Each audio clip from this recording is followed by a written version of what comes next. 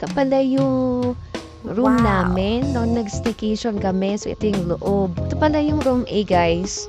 So, ayan. Video ko, sa labas ang pinakita ko. So, ngayon, ito na yung room niya. So, ang ganda. So, may TV siya, may cabinet. So, spacious din yung cabinet.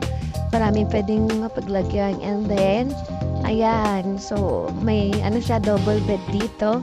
And then, yung aircon, ayan, sarap. Sobrang lamig dyan, guys. And then, sarap ng tulog namin. So, ayan, cozy yung room namin. Ayan. And then, eto, may bathroom. So, yun, maluwag din. So, ayan, meron siyang hot and cold. Tsaka may shower.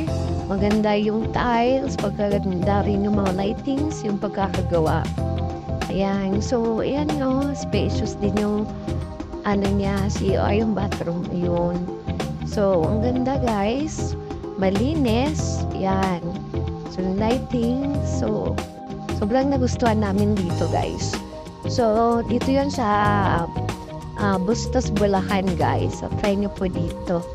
Ayan. So, yun, no. Ang ganda ng loob. Nakaka-relax. Sarap pag nagstay ka dyan, guys. Relaxing talaga. So, sarap matulog din. Ganun.